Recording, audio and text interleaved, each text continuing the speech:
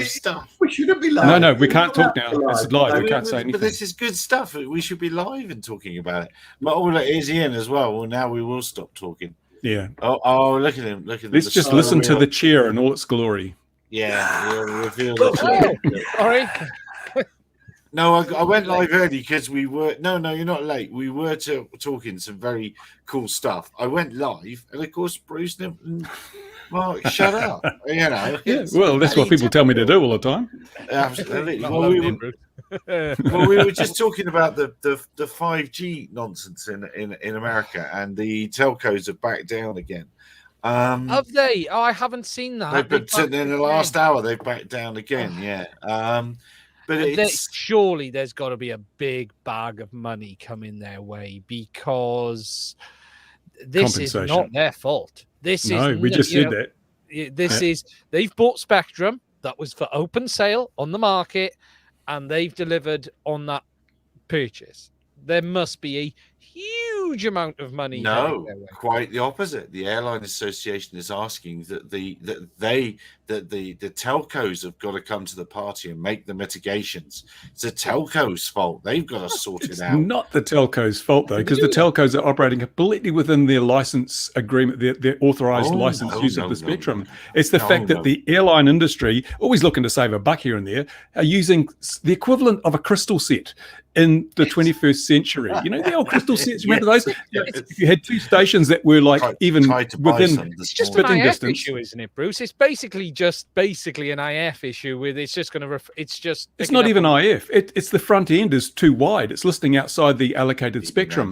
And so you've got these, because I was saying to Gary, previously the C-band was pretty much satellite only. It was used for talking to satellites. So there was very little in the way of strong radiation or strong signals in C-band at ground level. So the people that built these radio altimeters said, we don't have to worry about filtering the input. There's nothing there to filter. We'll just, accept everything. And that worked fine. But now 5G's come along, and suddenly there's all these out-of-band signals that they're not rejecting, and it's upsetting the operation of the radio altimeter. So it's not the 5G carriers. It's not their fault. And it's also not the spectrum authorities, because everyone is broadcasting within the terms of their license. It's just that the radio altimeter companies looking to save $1 here and there have said, we're not going to waste money on expensive front-end filtering because we don't need it. And now, with all this old gear in the 21st century, it's just not working. And so they're the ones that should carry the can.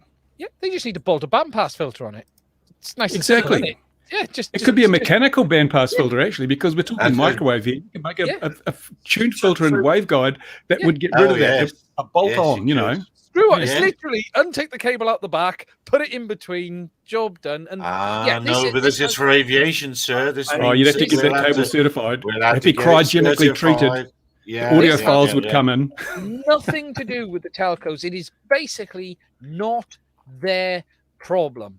And the issue here is the FCC have sold something without either consulting the industry. But at the end of the day, it's not the FCC. No, it's not the FCC's fault. No, the FCC said, come on, hurry up. Because people are saying, so the airline industry is saying, oh no, the telco's got to pay. And then people are jumping up and down from, shall we say, the aviation industry, saying, where was the FCC and all this? Where was the FCC? They were prodding the FAA. They were telling the FAA to hurry up. Because this has been known for over a year. And everyone sat around waiting for someone else to fix the problem. And the British government has no concern over this. Have you noticed in the CAA have said they have no major concerns over this? That's because Britain's still working with 1G. They haven't got to 5 yet.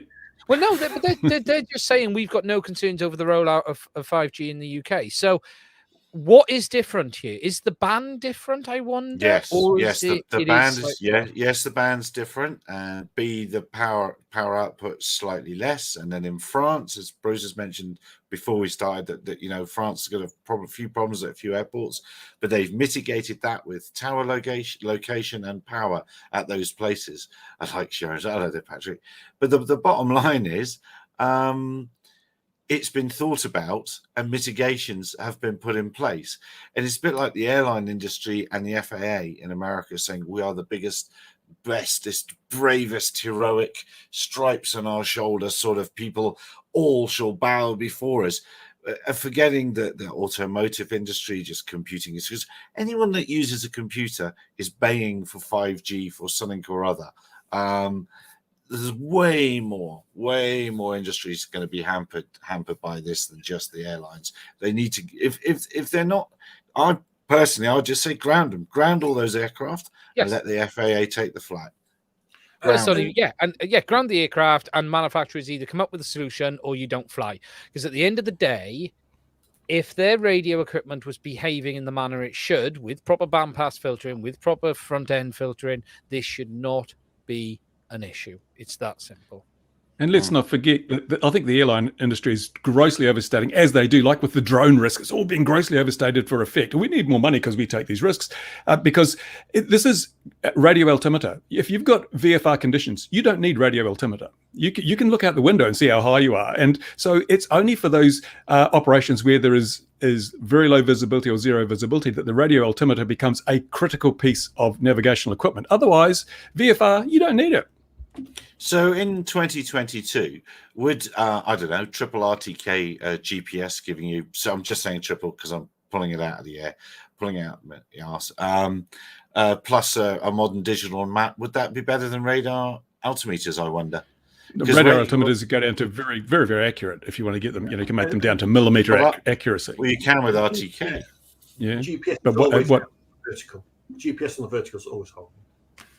Well, I think we get the Z down if you spend enough money, because these radio altimeters will cost an absolute fortune. I guarantee that. What about a long bit of string or a ladder? Tape measure. When you get to 400 feet, drop the piece of string so you know how far you are from the sun. Why don't they just switch to LiDAR? Well, I'm sure in 2022 there are better solutions than what is in effect. Yeah, it's a very primitive technology. There are 1950s solution. There are websites online where you can build your own radar altimeter. It's that simple. The technology is so very simple. You can build your own. There are DIY projects all over the internet. So and it is old technology. That's why it was before 5G. Why don't they go to LiDAR? I mean, LiDAR is regularly used from altitudes to map terrain. You get some very accurate readings, and you won't be interfered with. Even I've used a LiDAR for landings. We put a hat down. And try and repeat landings on top of a hat, which the LiDAR helps with. But as Mika's saying, it is Mika, that Tonga volcano, did we all see that? I'm going to segue away a little bit. Did we see all the cheap old BMP 280s and 180s that detected the pressure change around the world? And not only the first one, but the two ways around the world, obviously, long way or short way, or perhaps, or whatever. Yeah. But they worked it out, and so really simple instruments on Raspberry Pis picked up the pressure. That was extraordinary. Sorry, it's a bit nerdy, but it blew my mind that was possible. Yeah, I'm just looking at the frequency bands just to get so. The radar altimeters run on 4.2 to 4.4 gigs, and the concern here is 3.7 to 3.9. So 9.8. So you're talking 4 gig. You're talking 200 megahertz of band space here between the first overlap. That's more than the whole HF. What's HF up to? 30 megs, basically. 30 megs, yeah. So HF is 30 megs. VHF is up to 300, I think. 300. Well, Bruce will correct me. So, it's HF and half of VHF. The entire band spectrum that wide gap between these two systems, yet they're concerned of overlap. Yeah, because there's no front end filter. You know how those radar systems work? They broadcast like a 4 gigahertz carrier. But it's a swept frequency, so they vary the frequency across time, and so they can calculate the distance by. So they broadcast at 4 gigahertz, then the signal goes down, bounces back. By the time it comes up, that carrier they're transmitting has gone to 4.1 gigahertz. So the difference is 100 megahertz. So they get a beat frequency from the reflected wave versus the broadcast wave, and that tells them the distance. The variance of that frequency controls or determines what distance is involved. So it's like a Doppler radar, but it's because they sweep the frequency. Now what they're doing is you're getting all these other frequencies coming in, mixing with that signal. You're getting all these cross mod products and intermod products, and that's why it's upsetting them. If they just put a filter so that it could only receive the frequencies they were broadcasting across that spectrum, that band, they wouldn't have these issues. It seems like quite a crude system that they're using, in the sense of it's almost a very wideband dump of RF, and they're basically it's a broadcast, it's a transmitter and a mixer. That's it. It's just as simple as that. But they haven't got any filtering, and that's why they've got the issues. You need simply a 4 gigs filter, sub 4 gigs, filter it out, job done, move on. You could use a mechanical waveguide filter, and that would, just basically bandpass filter, mechanical one. You strap on the end of the waveguide where the microwave signals broadcast. Well, yeah, it is astounding, isn't it? I mean, can I use do you think my Spark Gap transmitter will be good for this sort of thing? I mean, yes, Mr. Marconi. It is. It's just like, how are we worrying about a thing that probably shouldn't be there anyway? And you could probably, for the weight of equipment, because I should imagine, 4 gigs, it won't be too big, but I mean, it'll have a little bit of weight. There'll be way more modern systems that we could be using for that. Patrick's got it right with the that LiDAR would need to be certified, and that would take years and years and years. And that sort of slow certification, I think, really is hampering safety in manned aviation. A lot of the light aircraft and light sport aircraft are way ahead of their Cessna compatriots for technology and what they can do. But they're not in categories where you could fly at night or do various other things. I put a link in the private chat there to a site which shows you how to build your own radar. You look at some circuit panels here. It's such a simple piece of kit. I'm going to put it up. If it is, the FAA is like, it's like they're wading through treacle or something, or molasses, because they don't seem to do anything at all until it's too late, and then they go, not as... No, they can't say that with drones. They're reacting to everything before it. The 10 years before ahead of the happens. Yeah, that's right. Yeah. Well, yeah. As long as it's not scientific evidence, Bruce. That's the important bit. They're reacting without scientific evidence when it comes to the FAA and drones. There's no place for science and bureaucracy. It's interesting. I'm just looking on here now. So I'm looking at this bit of band that they've shared, which is the 3.7 to 3.98, which was that fixed band and that fixed satellite band. But what's interesting is either side of this frequency band is many, many other mobile communication bands already, not that far away. So at the end of the day, there's RF there already. There's RF all around this. There's been stuff all around this for many years that hasn't given them problems. It almost sounds like did they want this for anything? Were they trying to get hold of this space for anything? I wonder. Whom would be wanting this space? I don't know. Well, for many years it was said that we were going to play in the 6 gig band, and I think the World Radio Council's talking about 12 or something like that now. And I've given up waiting to see what I've been following that for. I had been following it for more than 10 years. It's like, they're not making any decisions, so we must wait. So I don't know if you know what the latest bans for US are being considered, Bruce. I haven't heard anything. It's going to be a long way off. I think they just stick to the ISM bands. That'll be safe. Sure. Yeah. I think we'll shift into cellular comm. I don't think I'm going to see much change after ISM. I think the reality is next. Whilst you might get some private sale bands maybe come up for commercial use, they're not going to be open to the general public. But just about every aviation authority has already said they will never allow C2 links over. I wouldn't want to use cellular for C2. I wouldn't want to. Yeah, 5G, 6G, 19G. Because it's just not secure. So in a on and off way. So here's the question then: do you think that satellite phones will become more available? Will there be a tech leap enough to make it so satellite phones do exist already? Well, Loon tried that. And that was using that's on LTE. That was just LTE band off the Loons. So I mean, they've had a go at that, and some of those Loon was suborbital too. Just so expensive. Anything satellite is just so expensive. That's the problem. Only at the minute, because of course there is a company that has got a few that orbit. So could you imagine if eventually the tech comes, and I'm not going to say it's going to happen tomorrow, let's say in 10 years' time, if they can come up with a better antenna and transmitter for this thing, you can't beat the laws of physics, laddie. Musk's problem still remains. Okay, what's the lifespan of a Starlink satellite? Until he has to launch. Yeah, but he can launch 60, I think, now in a go. But at the end of the day, there is still massive costs involved in doing that. You know, the fuel, he's cheating it because he has his own rockets. Okay, so that's cheating. Is that cheating? But if you look, Ariane made a very big business from launching all of the Astra satellites up. If you take all the Astras and all of the other commercial satellites, that it's very hard to make this pay. I'm still not convinced Musk's business model will work out in the long term. So here's the problem, though, Ian, right? So he cheats because he gets his rocket booster back.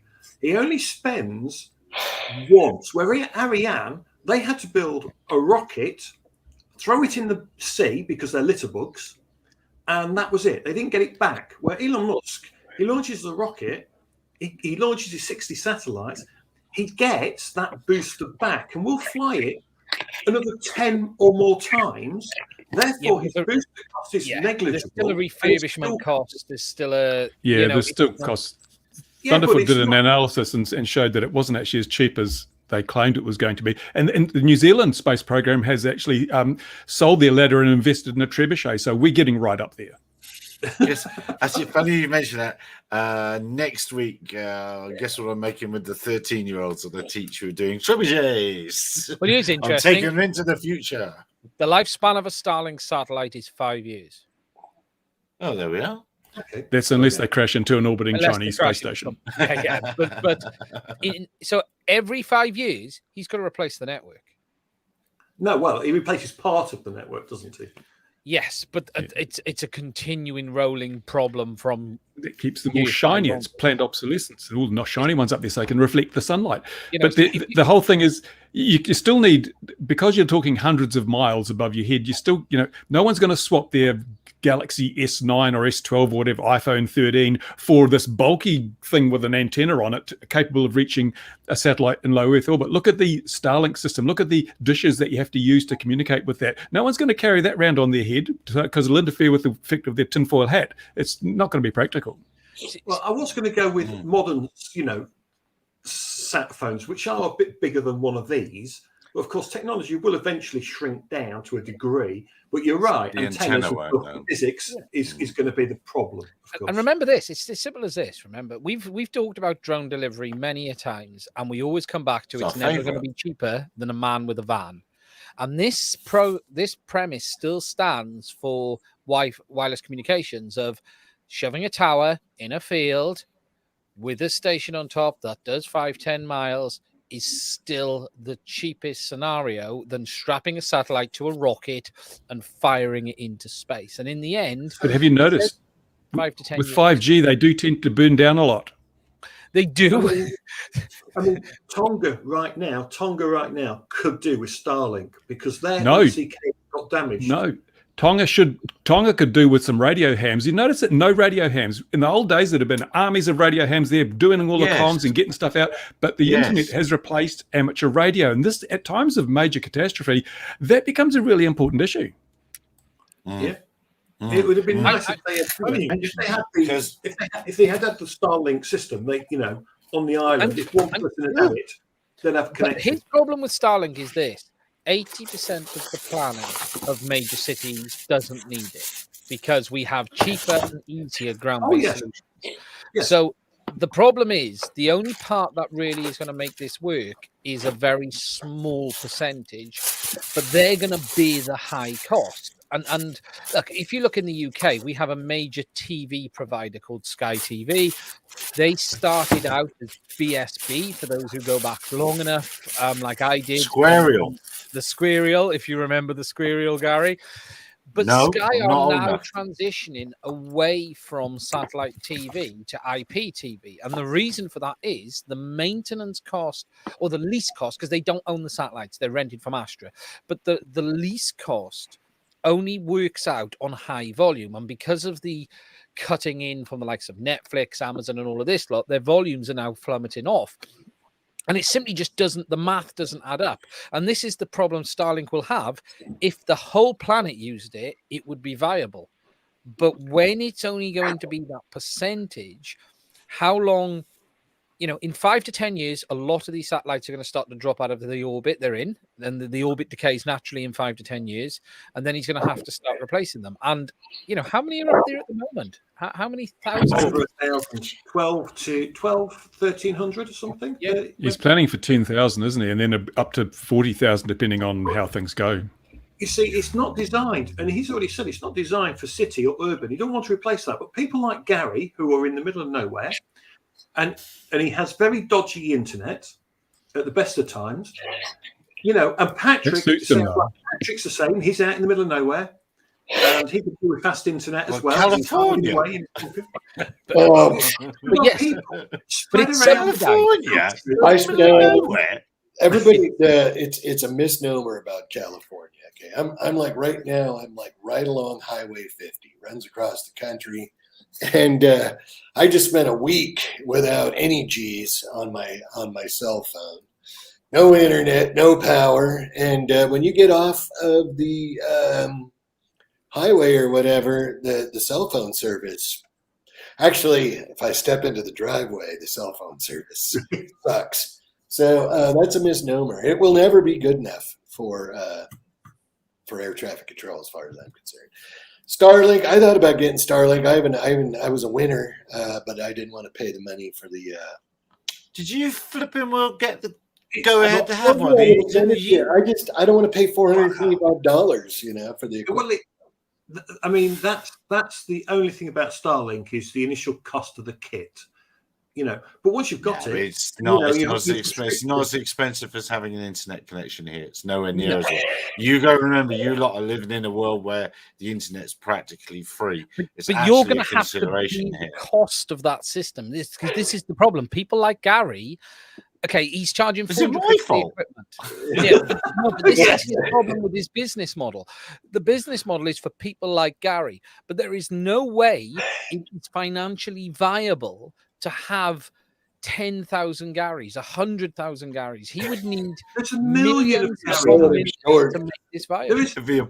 There's a million of Garys, Ian. Look how few ground stations there actually are. Okay, there's North America. These are the open cells. Look, the green ones here are the open cells. America, touch of Europe, none of us. Only a touch of Australia. Some island here. I don't know what that is. Does anyone know what the monthly is on Starlink? It's East Australia. 99. East Australia. $99 a month would be for me.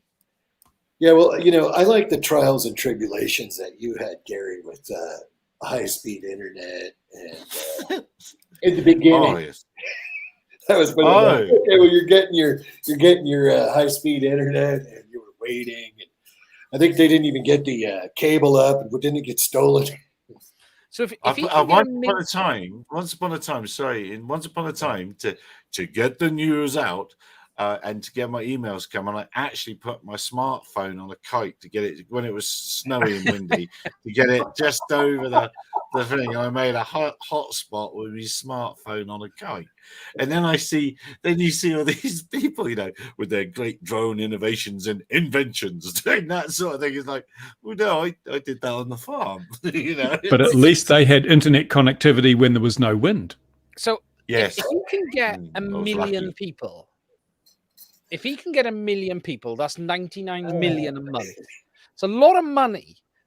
But exactly. A million people is a lot of people. It's not. It's bugger all money when you look at the capital expense of setting up that network. Well, wasn't Facebook wanted to give? Wasn't it they wanted to give Africa the internet? They're like, we're good. We don't want it. Thanks. But I think the US military's bought quite a bit of airtime from him now. I think they're busy hiding hiding that fact or trying to hide that fact. So I suspect he has revenue streams enabled. But as Patrick was talking about in times of as Bruce was saying about times of woe, this is I recently bought another time of woe radio to be prepared, because as you say, it is amazing that nothing's getting out of Tonga, even in Morse code, but it is absolutely extraordinary how big that bang must have been. Absolutely extraordinary. The satellites that picked it up was just astounding. The satellite, the satellite shot of that wave going off. I mean, amazing. Just look at that. We're 24 minutes in a bit, but Patrick's joined us, so let's jump back to that 250 grams conversation. Yes. Well, where do we? I mean, before we started, we started a little bit earlier, and before that, even I was talking to Bruce and Mark about it, and you and I, Patrick, can remember a time when it was going to be. I think it was 1 kilo, 2 kilos, 3 kilos. It wasn't quite that. But basically, the first weight bins, and what was it, ASTM, or what was that meeting that we went to, and they were talking about that? But that was the ARC. That was the ARC. That was the ARC. And it was 2000. When was that? 2008, and it was 2008. It was 2 kilos, which is 4.4 pounds.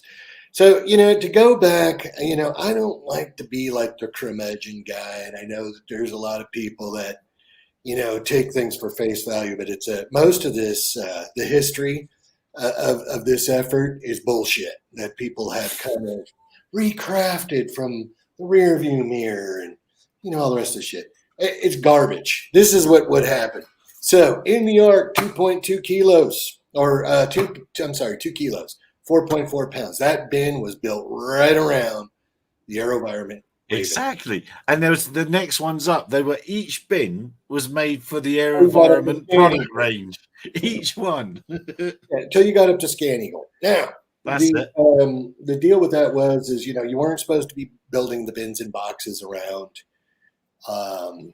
existing product. I'm on the West Coast. They'd start to call on the East Coast.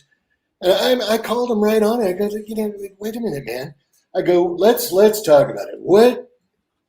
Let's say industry chairperson's product weighs 4.4 pounds. And that was at the time the bloke from AeroVironment was in charge of the committee, wasn't he? So that was Bill. The notion that you cannot grouse or disagree with the FAA is bullshit. That's bullshit. This is a country, nobody holds a gun to anyone's head here while you're in a meeting. Sure, you're not going to get the goodies. They're not going to give you a waiver. Like right now, you know how many people I talk to that have waivers? And basically any Part 107 waiver is an FAA favor. And that's it, because there's no way you could operate to the letter of the law in these waivers. Look at Precision Hawk as a good example. 15 months of flying around beyond visual line of sight, no safety meetings, did whatever they want. 5-minute phone call. Oh, okay. That sounds safe. Okay, thank you. That's the FAA investigation. So if you're going to pay your lobbyists to get on some group like the Registration Task Force, and you have multiple people tip you off, including myself, Rob Thompson, other industry professionals, tipped all of the companies that were going to be on that registration task force off months prior to it even going down. It's a setup, and they're going to try and get consensus. No, I got it worked out. I know what I'm doing. I'm a professional. Yada yada yada. This is just. It was a setup. And if you're going to say that you're going to be the world's largest drone manufacturer, or the let's say cadre of world's leading manufacturers, you're not going to give the FAA consensus unless they promised you something. And even Dave Voss, I mean, we went on this. I know I saw this. Even Dave Voss. I know Dave Voss. I had to defend myself during a AUVSA telecon with that guy and 5 other PhDs that assured me that there would never be any viability in small UAS. Okay. I wasn't there. I didn't pay lobbyists to be on that task force. So people paid to be on that. They were given some backroom deal and assurances and whatever else, and the rest of us paid for it. And that's the bottom line. And Patrick, here's what I found amazing about this task force list, because that's the 24 people, 24 companies. How many were actual drone manufacturers? The list is only how many? How many were there? Yeah, but that's the thing. So you circle the wagons. I talked to Parrot before they went on there, and they asked me, Parrot asked me, you had an unlimited amount of money, what would you do? And I said, what I would do is I would get my scientific data together. And the other thing with these guys, this is a worldwide debacle. Because the other thing happened now, and maybe you'll remember this, Gary, on the Ark, there was they had a gaggle. I don't want to call them gaggle. Okay, so they had 5 different gentlemen from this organization. Bruce, could you stand up? Oh, NASA! These guys have all been using drones. Some of them worked at Langley. They've been doing tests. I mean, these were the guys. They came up with a test matrix. They told the FAA, hey, this is how we're going to do it. We're going to figure out potential energy, kinetic energy, da-da-da-da. FAA threw it in the trash. I went to the Small UAV Coalition. I said, hey, man, you got to talk to your members about putting up some money.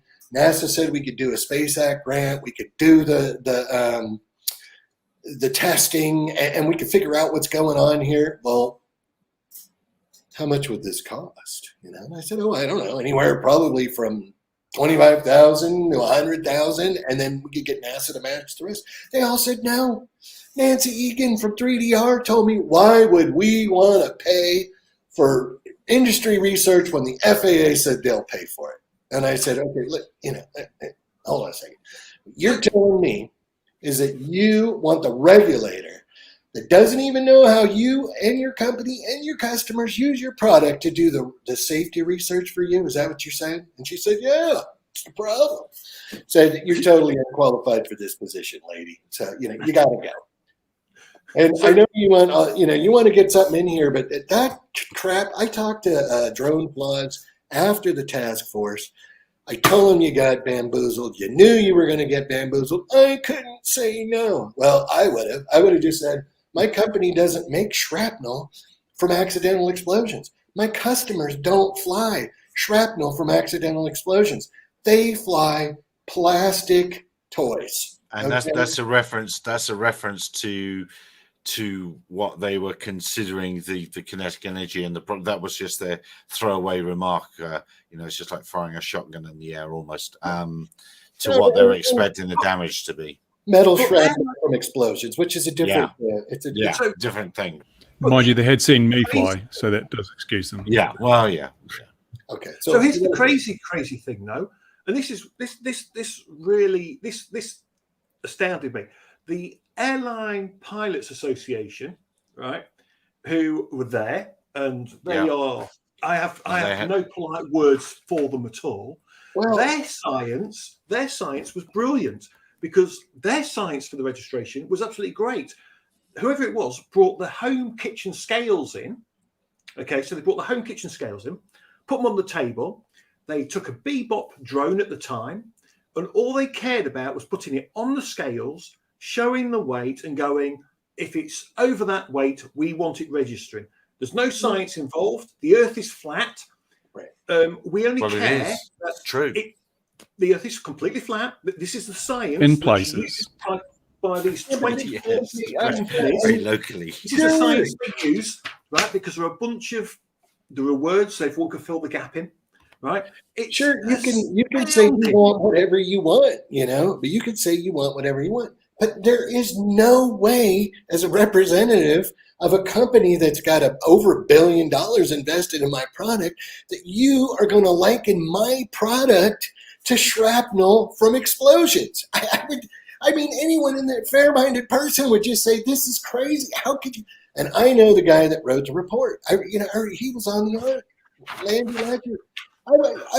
This is crazy talk, and that you would even malign my industry in this fashion is beyond the pale, man. And until you get some data, or we want to pay for some data that reflects what we produce and our customers fly. Have a nice day. I think we have to defend Parrot and DJI because they did put some data on the table there, but it was just ignored. It was just utterly ignored. Okay, and then also we have to. It sounds like it was ignored, but no, it wasn't. It shouldn't have been ignored. It was probably ignored because Parrot won. I don't want to go down the French road. We need to go to the FAA and say, right, if it's all about weight, you have a choice. I want you either to suffer the effects of a ton of loose feathers dropped on you or 20 grams of lead out of a shotgun. Material density, and I have already made that argument. 250 grams of packing peanuts. You'd have to put them in a bag, and you'd have to hot glue them to the front of my Prius, and I'd have to get up to speed at a certain velocity where I could do bodily injury to you with the packing peanut. It's called material density. I'm sorry, you can't sit there and say that. And even if you're going to sit there and say, well, we had to go along with it, you couldn't support the AMA. Everybody. Oh, I'm gonna have it. Yeah, but don't forget that sort of a little bit of the context that whole time was the AMA and was waiting for the big payday. They were going to become a CBO. Money was coming their way, so they kept their head down. And the question is, how much of this did the AMA know? Well, they had a good relationship with the FAA, they tell us. How much of this was nutted out long before it started? And how much did the FAA say to the AMA, you stick with us and we'll make sure you're all right? How many years ahead of time did that happen? You want the answer to that question? I'm going to give you the answer to all these questions because nobody's doing this out of the kindness of their heart. Or whatever. I care about. That's all bullcrap. These guys are all cutting backroom deals with the FAA. Wink, wink, nod, nod. We're gonna watch out for you, and we're gonna do this. And I tell all of these people, I don't care what they tell you. If you don't have it in writing from head of FAA council in writing, it's not worth it. It's not worth spit. It's garbage. So when you go there, and then I know that, I sat right next to Rich Hansen during the ARC. It was at Edwards Air Force Base. Did his snoring keep you awake? No, he sat there. ATO, the Air Traffic Organization lady came right out and said, well, we're right the regs for the hobby. Yeah. I came right to Rich and said, Rich, mobilize the membership today. Don't even, you get on the phone, you call the rest of them and tell them we got it. 2 weeks later, oh no, we worked out a deal with the FAA and it's going to be good. We got it all worked out. So even those guys was and here we are, because the ARC was 2008, wasn't it? How many years? That might have been early 2009 when that meeting. Was it 2009 the ARC? Early. But they were expecting CBOs were being nibbled about even then. That was being bubbled about even then, and there's still no CBOs. There are no CBOs. Okay, it gets worse. So there's the federal government cannot bless one group. You just can't do that. And these guys, the FAA led them along, and it's working along. And even now, who did they hire? The guy that said, let's not regulate you by regulating you at Section 336, Jim Williams. And he's not a bad guy. Jim Williams is a nice guy, whatever else. But how did that work out? And then what did AMA do? AMA hires Jim Williams. He's consulting for them to try and pick up the pieces. So, it just goes on and on and on. And yes, the AMA, even at the board level, told everyone, get ready for 1 million members. They thought it was going to be a mandated membership. They, started hiring people and doing all the rest of this stuff. Does that sound like somebody that's looking out for the membership? Or does it sound like someone that's trying to make money off the membership? And you got AUVSI. And I know people are like, he likes to beat up on AUVSI. Okay, how objective, coming out of the ARC, somebody was belly aching about ALPA, and there was AOPA and HAI, right? I came up with, not only me personally, but the RCAPA came up with a 4-pound exemption. Okay. So here we are, 4-pound exemption. I didn't come up with it on my own. AOPA, ALPA, and HAI helped me. When they saw the Cracker Barrel, they were like, what? All they were thinking was Scan Eagle and AeroVironment products. AeroVironment products are covered in aramid fibers, which is Kevlar in the tail rotor, no bueno, blah, blah, blah, blah, blah. So we had that. AUVSI 2012 FAA reauthorization. They were told by congressmen, you know, within reason, you write whatever you want as language. I told the guy, that guy now is over at Amazon, and people can't figure out why Amazon can't get off the pad or Google or any of these people. This is the thing, it's maddening. These people are crazy. So AUVSI had the chance to write into the legislation to have an under 4 pound exemption. And they came back, because whose product was 4.4 pounds, their environment, and they said, we can't support this exemption language with frangible aircraft, blah, blah, blah, because it doesn't take all of our membership into consideration. Chris Anderson, not enough weight. The robot lady, not enough weight. Okay, not enough weight. How much, you know, you could validate your software. How much does software weigh? And even if we had a 4 pound exemption, you know, most of what people fly would be under that. Now, you know, we're 250. Oh, now, it was 4 pound. People would be thanking you all day long. So this game was thrown, you know, AUVSI is not they're a lapdog, not a watchdog. And the deal is nobody even thinks about this. They're on the payroll. The FAA bought them off with this UAS symposium that they were charging all kinds of money for an online symposium that other agencies do for free. You know, it's just, come on. And even the task force, you know, anyone want to wonder why, like, I'm not on any of these task force? One, Obama nominated Huerta, wrote a little letter. Sorry, Huerta's not qualified. Mr. Huerta, all he had claim to fame was a bus schedule for the Winter Olympics. You're going to integrate drones into the NAS? This guy? Not happening. You're going to have Walmart and you're going to have Best Buy on this arc. That, you know, a point of sale registration would have nipped all this stuff in the bud. They didn't want it. No, we don't want it. So did you know, the FAA call them childish? Did the FAA say? And even that one, that is total bullcrap, man. I was sitting in a Beyond Visual Line of Sight FAA sponsored action team meeting. Motion Picture Association rep. Alpa says to her, hey, you know, I was talking to, she says, our drones are safe. He says, well, you know, how do you know they're safe? And basically, she jumps up, we're not on trial here, walks up and just walks right out of the room. Do you think anybody was laughing at her? Think anyone shut the Motion Picture Association down? Negative. So that is just bullcrap. If you're looking for favors and whatever else, yeah, you got to play the game. Same deal with AirMap. AirMap, Greedy McNeil was the representative for the Small UAV Coalition. Earl Lawrence didn't ask the Small UAV Coalition. He asked Greedy, and Greedy accepted. Where's Greedy now? Greedy didn't even. Greedy's gone, man. AirMap's gone. AirMap's sold. So if you look at the groups of people on there, Dave Buss fired from Google for embarrassing them with his burrito delivery. Look at the people that are on there. The 3D Robotics went under. Nancy Egan's over there at Google, who can't really get anything off the pad. Google's got more money than God. Smarter people than are on this call, except for Bruce. And they can't get anything off the pad, man. It is ridiculous. Look at Amazon. How many years? Amazon's got the best and brightest over there. Tons of money. They got Pitbull Bezos. And by the way, if you haven't figured this out, Amazon, FAA doesn't like Bezos too much. So, you know, this is all a bunch of crap. So what are these people spending all their money on lobbyists for? They don't even listen to their lobbyists. We had goodwill. These people went to the Congress. Congressman bag of donuts. I feel like drones are safe. They're safe to fly at night. They're safe to fly over people. Okay, you got anything to back that up? No. Want to see the guy from, what's his name? Working at 3DR, the guy that everybody loved from DJI. Colin Gwynn.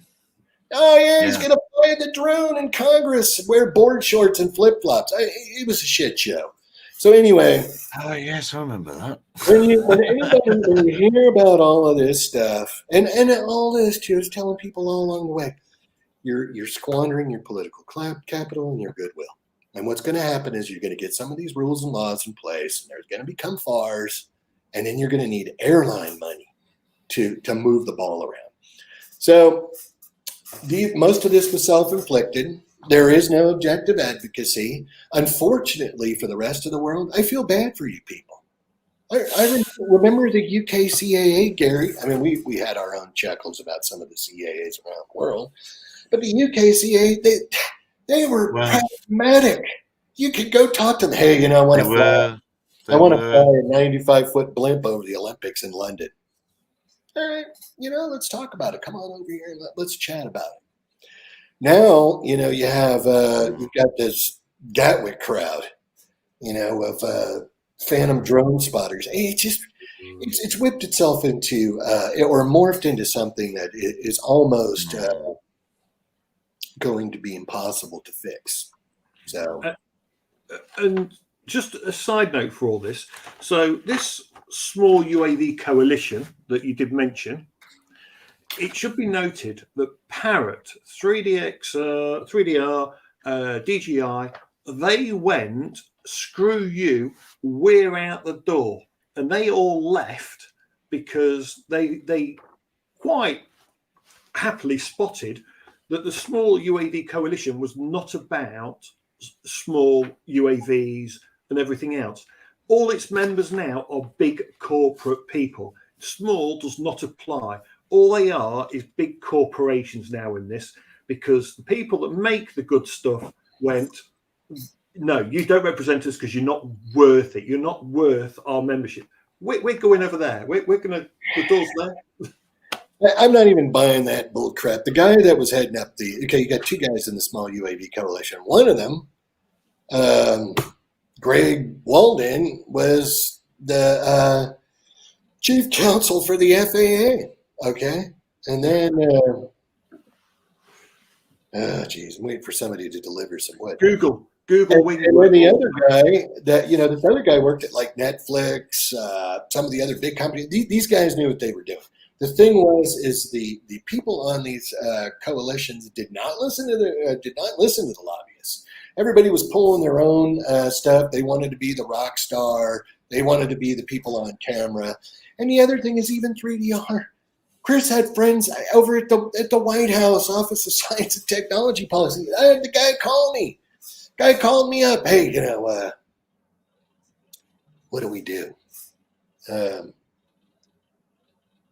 I'm sorry. Hold on a second. Okay. The guy over at, at the White House Office of Science and Technology Policy called me. He says, hey, what do we do? And I said, well, what we have to do is we have to get serious. Someone has to call over to the FAA and tell them, hey, man, you got to move on this issue. And I even told him, I said, and so even if Mr. Obama himself called over there and talked to them at the administrator, he's got boilerplate up there on the wall, and he'd say, Mr. President, are you ready to assume the responsibility of the NAS for the safety of the NAS? And I go, this is usually where your elected officials fold up. And I would say, well, Mr. Administrator, here's the deal. I appointed you, and it doesn't sound like you read the job description when you were up for this gig. And if you're not willing to do your job, I guess we're going to have to find somebody who is. So have a nice day. Click. And that would have been my conversation. They didn't dig what I had to say on that. But this is all a political game. Nobody, here's one for you. Don't you think that the FAA with the 737 MAX as sort of to the general public, we're in this world. We're embroiled in the problems and trials and tribulations, which a lot of people wouldn't believe that a regulator could shilly-shally and dither around. And now the 5G is rather exposing their lack of speed. I can't have English failures. Don't you think the FAA is beginning to be exposed a little, and that might do us a favor? It's not going to do us a favor quickly, but things might get better. Or is all of this just going to blow over and it'll be situation? Okay, Gary, because let's remember what was supposed to happen in September 2015. Which one was that? Was that the ARC? That was no. That was from the 2012 FAA reauthorization. Congress passed a law. That's what Congress. You hear about. I don't know. How they show U.S. politics around the world, but it's this has just turned into. We got that circus music going, and they throw you peanuts. But Congress supposedly makes the laws. Congress made a law that said to the FAA that you will integrate all That's drugs right. in It's the going US to in September nurse. 2015. Mm. So, and the FAA is known for 10 years that they had to do this. All they did, air traffic organization came out and said, we're not going to be ready. Oh, do you have any data to back? No. You get it? No, we're just not going to be ready. So what is it now? It's 2020, and it didn't happen. So this F5G thing, I don't know, they're going to have to come to some compromise. But I do think that people are starting to see that, yes, this is the narcoleptic snail model. One other thing I want to talk about, because I'm going to probably have to leave early because I got more telecons. It's Telecon Tuesday. I want to talk, and I sent you the graphic, Gary, the DJI Fly graphic. Could you throw that up there, please? Hang on. Once again, he assumes I have any form of preparation. Well, you're You supposed start to talking be about it. air traffic control here. Jesus. Then don't tell me there's not a pot of coffee going. That's coffee There maker. would always be, I can't. It won't be in that group because that's the school group. It must be in this group. So here's the bottom line, and I want to touch on this, is the DJI is not collecting data. That's a misnomer. Some data is getting collected, and it doesn't really matter. But the thing is if you look for the year, they give the total year number of flights. They give I think the total number of kilometers flown. Yeah, and nearly it's there. like 192 trips to the moon, whatever, not back and to the moon, just to the moon. But the bottom line is let's look at the category of how many fatalities there have been. Oh yeah. How many hours have flown? So my thing, and this isn't even childish, when I sat in the Ark, I had to listen to those people just pound the desk telling the FAA drones need to meet the equivalent level of safety as general aviation, commercial aviation. We've got to kill some people. No, please no. So, and I even said to the AOPA guy, I said, yeah, okay, here you go. I mean, 76 million takeoffs. I don't know how many landings that is. Anyway, the guy said, I just said, hey, look, man, you better tone it down with that rhetoric, because what's going to happen is you're going to find out that most of these drones are going to be smaller, $1,000, maybe even a little less. There's going to be lots of them, and there's not going to be as many fatalities as you have in GA. Equivalent level of safety. So if we had any objective advocacy, it'd be like, oh, hey, look at the numbers here. GA, you got a problem. And I say you got to go back to Gary's thing with the blank sheet of paper. And they're never going to shut GA down. Hey, yeah, okay, I can dig it. You can tolerate however many deaths a year, and that's cool. We're all cool with that. If you're cool with it, I'm cool with it. But you went hard over on the drones. And I'm not going to say that there's not going to be any fatalities, because there will be. That's just how the world works. Well, we'll come on to that. We'll come on to the fact. Let me just stop sharing this one and come on to the thing that's going to cause those fatalities while we keep going. But that's not a drone, Gary. If we roll back time to say 2011, 2012, when we used to make our own drones, so you get a Wukong flight controller or an A2 or the DJI Nazarin and everything. We built our own drones, soldering iron, wiring, hobbyists will build them, you fly them. How many people were killed from the hobbyist drones falling out of the sky before we got the DJI ones? Now let me think about that. Well, that's the whole argument with the FAA is it's like you grounded commercial drones, no data. There was there's that. We just don't feel like it's safe. We got to, and that wasn't them just feeling like it wasn't safe. They had AOPA breathing down their neck. The other thing is this effective, objective advocacy, man. I've seen it in action. I've seen it. I've seen the FAA say things to the AOPA guy, and the AOPA guy fold his arms and go. Next day, you're at the meeting. Someone got the after hours call from the administrator. We misspoke. We're sorry. We didn't mean that. We didn't know what we were saying at the time. We're going to go back. We're going to look at things. Don't worry. So this nonsense is, it just shows you that people don't understand public policy. federal rulemaking in aviation. So we can go on with who we've got, the advocates, and all the rest of that. And I'm just going to tell you right now, I'm going to guarantee it's not going to get better. It's going to get worse. Oh, well, yeah. Where I wanted to drive this now, and it almost speaks to what we've been talking about before. I'm sure you've seen the video of Trevor Jacobs crashing his plane, or the FAA's inaction, I suppose, is what I want to talk about now. But that Trevor Jacobs thing, that he plainly crashed a plane in order to get YouTube clicks and Ridge Wallet some views and some sponsorship money from that. But the FAA, to my mind, has failed to act on that. That bloke should be in court already, especially if, as it's increasingly looking like, because ADS-B data is showing it, the guy hired a helicopter to get the wreckage out of there before anybody could look at it. I do not understand what 2-3 weeks later, why the video is still up, why YouTube hadn't taken it down, and B, why the FAA hasn't done anything. There's no excuse. And I've got a question, and probably Patrick will know. In America, if you're going to use any form of aviation for commercial gain, don't you require a commercial license of some kind? Yeah. So he did this solely for YouTube clicks. Surely they should have hammered him for commercial activity without a commercial pilot's license. Unless it's instruction, that's not commercial. Or, even if you're flying an ultralight, because this was another thing I was going to make with your picture here, Gary. Here in the United States, you're supposed to take a test to fly a model aircraft. But if you fly an ultralight or a microlight, you don't even need to take it. You don't need anything, man. You're out there flying around. You just have a good time.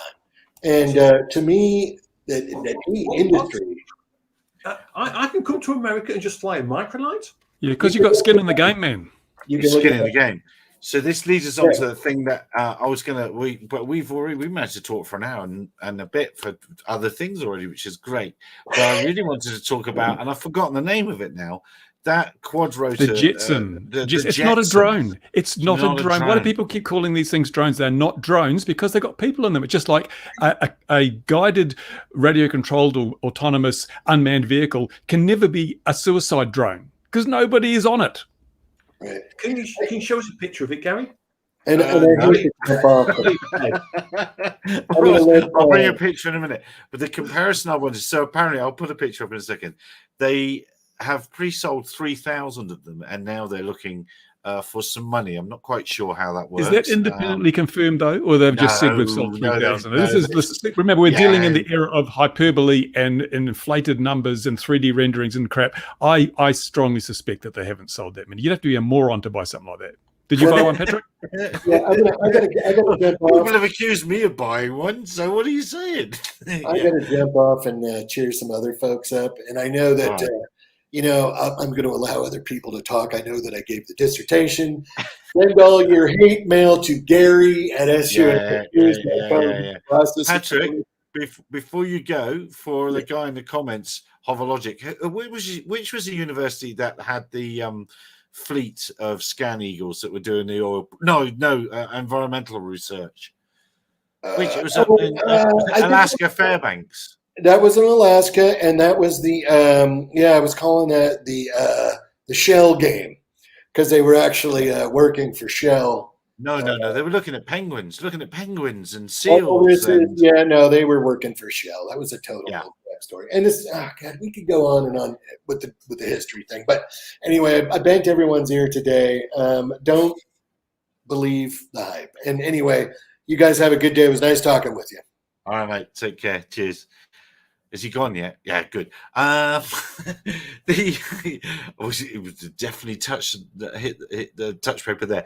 The reason I wanted to make the analogy with the flying flea, which in 1934 Popular Mechanics printed the plans, and there was, no pun intended, an explosion of them built, and they had a terrible aerodynamic effect, which Bruce will correct me if I'm wrong, but you could end up in a position where it would keep pitching down because the disruption, the wings were very close together. And if you put the nose forward and started accelerating away and then pull back, the disruption on the tail actually pushed the nose forward and continued its way down into the ground.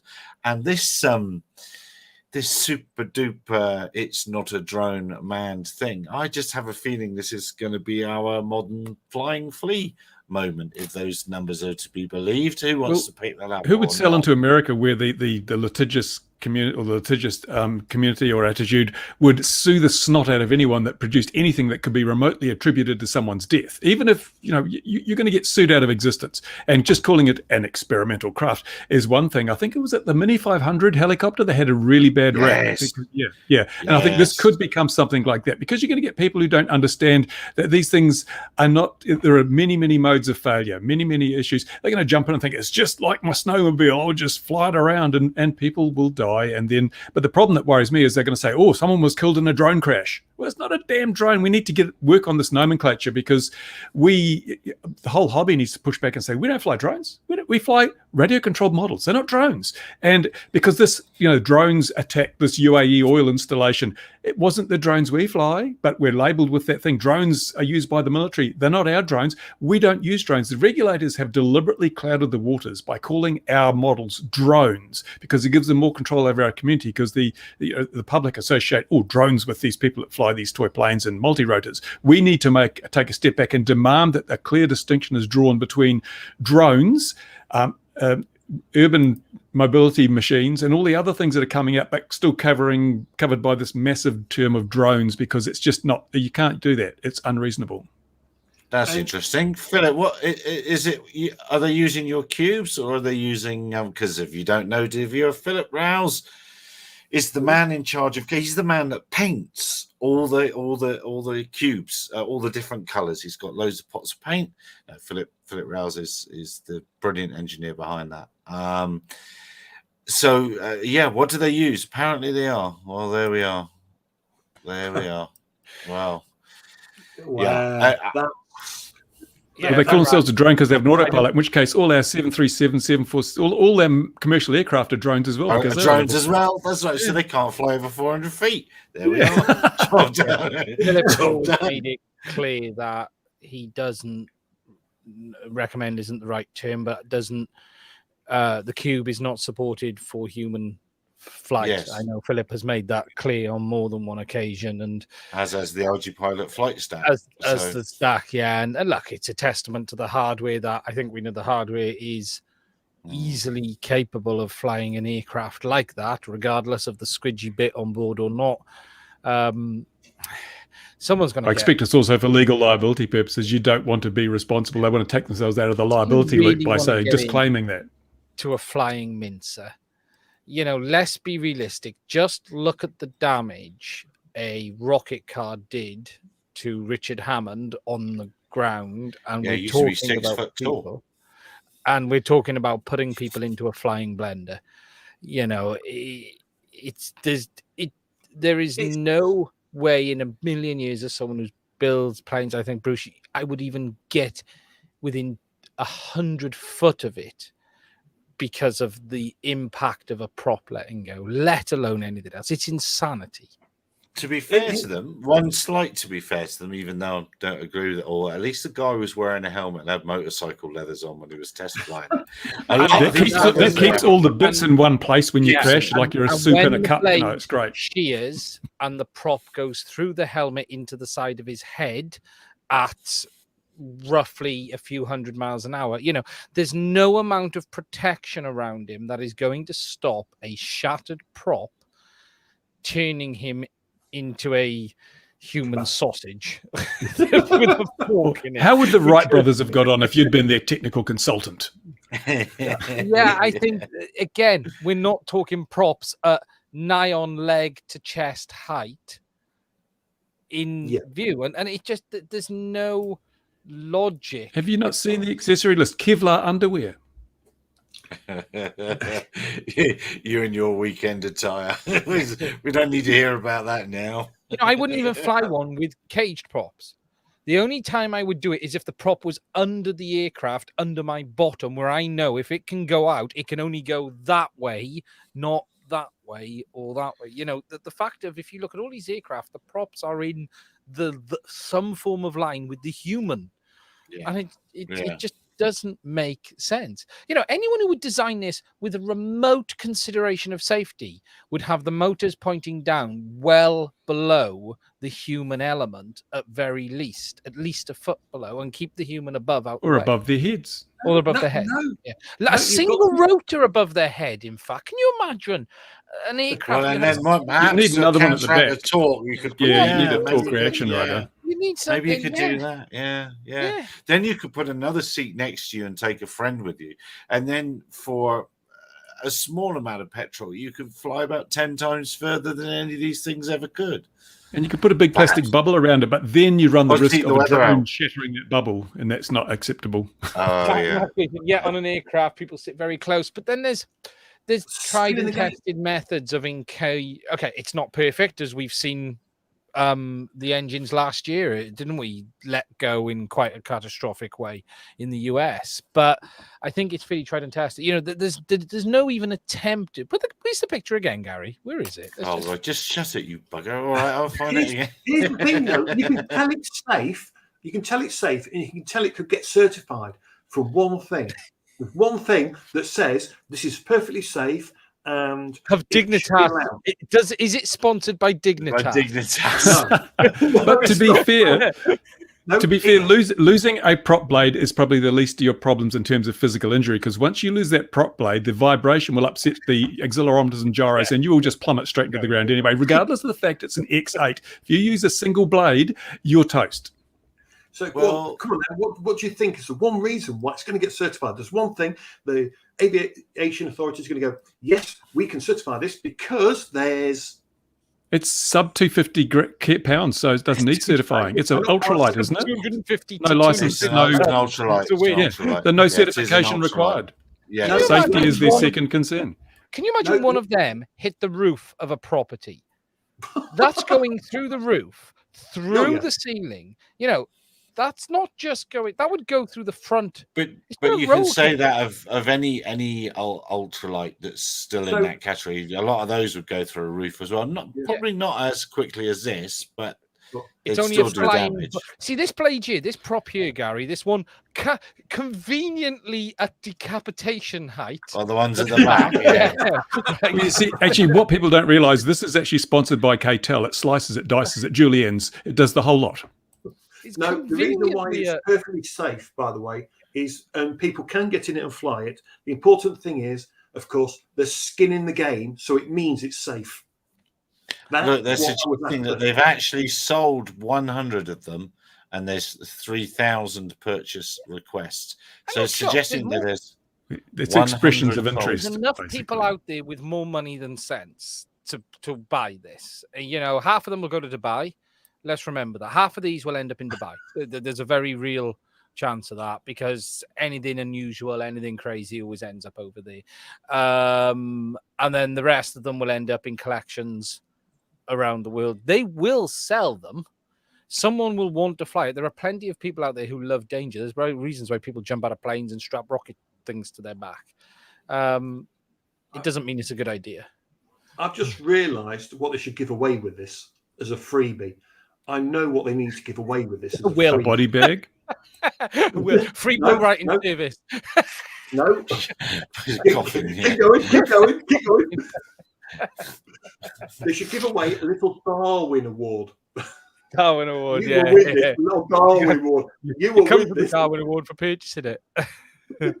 It looks pretty slick. It's a nice design and stuff. I just immediately think, because I seem to be biased that way, cargo drone. I don't understand why they're not launched it as that. Yeah, they'll probably be used by undertakers to get bodies to the scene of the burial.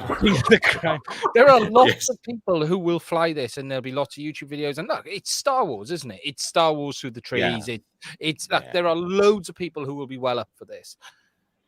There will be a few that pay the price for that enthusiasm of being up for it as well. And is it something that they'll sell? Yes, they'll strip a few thousand. How much are they charging for this? Have they said 92,000? They start at $100,000.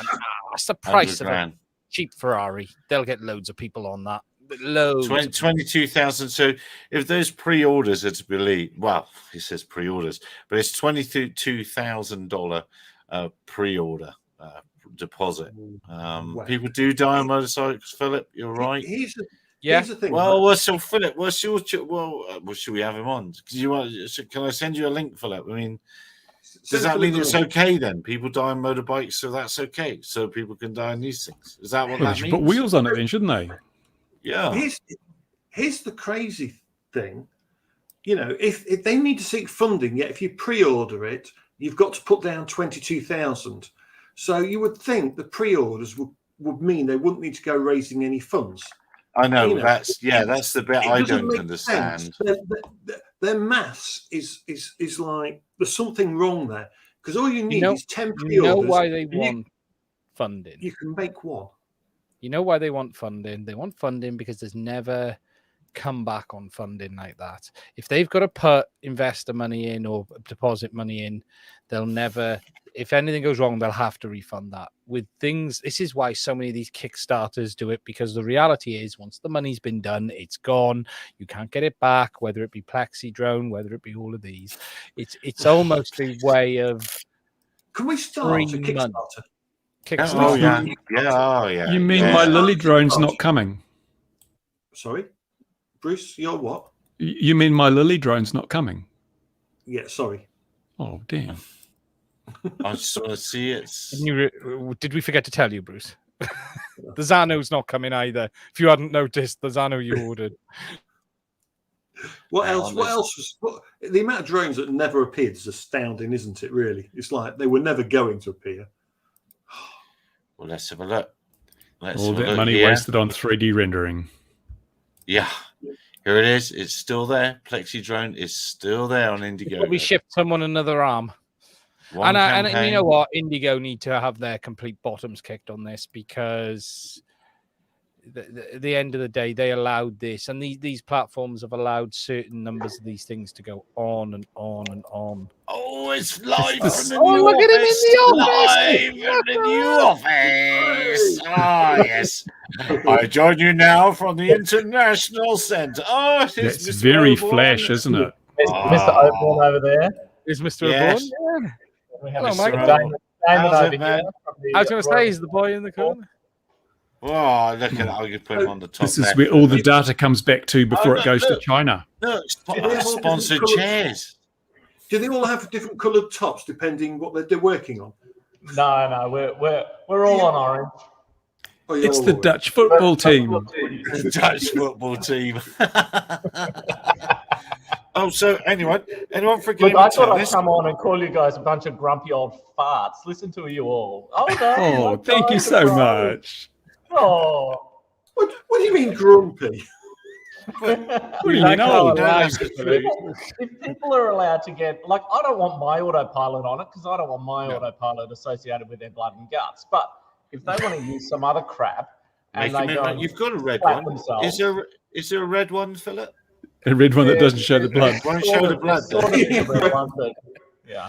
No, I think my argument is they have not tried at safety. That's I think where my argument is. There's a few things that could have been done on it. Okay, but at the same thing, you're talking about the props. Have you been in an ATR 42 or 72? Like, the props are just at your window if you happen to get on that seat, and they do come through occasionally. I mean, the Airbus A380.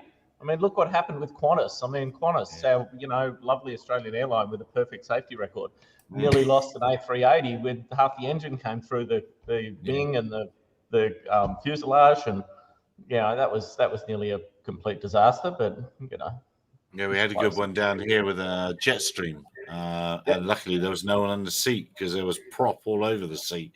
I mean, but aren't these aircraft registered? Doesn't that prevent it? Sorry, say again, Bruce? I'm saying, aren't these aircraft registered? Doesn't that make them safe? Yeah, it does make them safe. Yeah. Do you want to they've got skin in the game. In Australia, they've introduced registration, and there's drone light shows going on at the moment. CASA made them register every individual aircraft for the drone light show. At 30, was it? $40 a pop. $40 a pop. CASA are onto it, eh? Like, I'm sorry, but like that should be it's operating as one swarm. It's one freaking aeroplane. Like, that's just silly. Well, They're having over water. There's no people anywhere nearby. Like, they're having a great Christmas party this year, aren't they? they certainly are. This is like number 10. They're worried about the one drone that's going to sneak off and never be seen again, and therefore, it needs its own number because it's left. Get your money back on that one. Yeah. It's like we're worried about one that might leave the family, so we're going to give them all different numbers because that way we'll know which one. But they're not. What I'm surprised of is that AMSA hasn't got on board as well, just in case one falls in the water underneath it, because then it's a boat, and it should be a commercially registered vessel at that stage. So, no, I better not say that. And have they not heard the definition of a helicopter? Yeah, just a collection of parts flying in close formation. Steady on now. Or so ugly that the earth repels it. Let's keep bashing helicopters. Yeah, I know. Your ears should have been burning yesterday, Philip. I was talking about you. Yeah, what was the topic? Nothing very bad. I was just talking to Ben. I was just talking to Ben, and I said he doesn't speak to me anymore. I said I haven't heard from him for a long time. I said I don't know if I've upset him. He doesn't write. He doesn't do anything. He doesn't write. He's left home. No Christmas cards. No Christmas cards. No chocolates before first date. So maybe you'll get something on February the 14th. February the 14th. Yeah, soon, isn't it? Makeup day. Yeah. Good luck with that. I look forward to receiving something from the I don't believe in February the 14th. It's a weird old another Hallmark day, isn't it? Why does it look dark out your windows? It's daytime there, isn't it? Because that's not our windows. That's our workshop there. That's the accountancy room, and then over there is the conference room where I should be, so I'm not disturbing everyone else. It's very clever that you've got blank monitors there to hide all your secrets, or your staff aren't working, one or the other. You're looking at a blank screen. Or they're both using laptops, and the screens are there for decorative purposes. Oh, right. Netflix on the screens. What news you got then, Philip? There should be. So when you do this with a proper organization, you need lots of flashing images and it needs to look like a NASA control station. Yeah, you need that. And then you need some buttons on those desks and you need some clocks on the wall. A big red button. The clocks on the wall. No. Yeah. Oh, God. He's got the measure of us. He's been a recent convert. What are we thinking about today? He's got the measure of us, hasn't he? Yeah. Well, we were just fine about anything. So what news you got, Philip? Come on in. You can tell. You're gonna be able to. Come on. We finally flew a 3D robotics solo with our new battery. It's only come what are we 7 years after Solo stopped production? This is the new battery. We're going to build a new battery. We're getting there. This Good things come to those who wait a very long time. Nice. How many solos do you think are left in the wild now? I don't know. We've got about 20 of them. And there was a few containers at the end, wasn't there? Yeah, I bought a bunch of them for $80 each at the end. Yeah, I missed those I deals. didn't time to buy it. Yeah. But no, it makes a very nice prototype platform for us because it's very predictable. So we've finally got an actual BMS for Solo. So and it flies. So that's a good thing. And surprise, it gets the expected flight time. So that's good. So yeah. Nice. I've seen a few cubes in here, there, and everywhere in stuff, but people aren't particularly quick to admit that's actually what's in their aircraft. Is that beginning to get you down a little bit, or is it just par for the course? That's how it's going to be. I think that's an overall Argipilot thing. I mean, all these people that claim that they've invented this and they've invented that, and they have to tell their shareholders that they've done something themselves. I mean, if they admit that they've bought a off-the-shelf autopilot and they're running free software, then that disturbs some of their investors. But at the end of the day, once their investors use a little bit of common sense, they'd realise that that's good. We're not wasting money on things that are already invented. I've forgotten what was Peter Hall's amazing thing called. That amazing thing. Yeah, that was pretty cool. Yeah. That somebody this week, I got really angry on dear old LinkedIn as ever.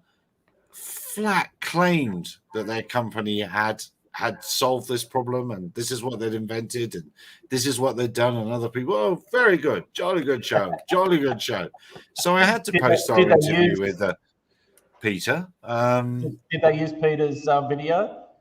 No, they did actually have one of their own flying, to be fair, but the storytelling they were extrapolating on their own was quite extraordinary, and how people have the gall to do it. Yeah, there's a New Zealand company that did something. Would be, I think it was. I saw it in 2016. I think it was. At NAB, and it was pretty impressive. And that had the arms could rotate 360 around, and so it could actually go on any angle and fly on any angle. It was a bunch of Kiwi guys, and it was pretty incredible because you could aim your camera wherever you wanted, no matter what the wind conditions. But you could do shots where you sort of come under a bridge and then up over the bridge and track the camera the whole way with the airframe acting as the gimbal. So the gimbal itself actually only had to do vibration isolation, but the airframe could do the full camera control because the motors were free to move to actually do the stabilization. So it was a very, very cool design, and that was 2016, I think. But they were using their own version of ArduPilot, but couldn't convince them to really share what they were doing. They were so concerned with IP, but again, I haven't seen them go anywhere, which is sort of sad. And this is what tends to happen. Companies get so caught up in protecting their IP that they don't actually bother about getting a business plan and putting their products out there and selling them and making money. Like, your IP is worth nothing to you if you're not selling something. So, yeah. There's a huge gap between having a good idea and having a commercially viable product. Yeah. But it is sad when they're clearly good engineers to come up with stuff like that and make it work. And, you wish them all the best, but Sort of people you want in your team, isn't it? Very much. I was going to ask, how are you finding the current chip shortage, Philip? How is it affecting you guys? We completely redesigned the Cube Orange to get around chip shortage issues. We were about to release it as a Cube Orange Plus, and then all the chips we put into that our suppliers had told they'd be able to get us, and now got 80-week lead time. So, like, Cube Orange Plus is now, it's still happening, but it's sort of dead in the water already because we've got enough chips to build, I think, 10 prototypes. So maybe sometime in 2023 we might have chips to be able to continue that. It's really crazy.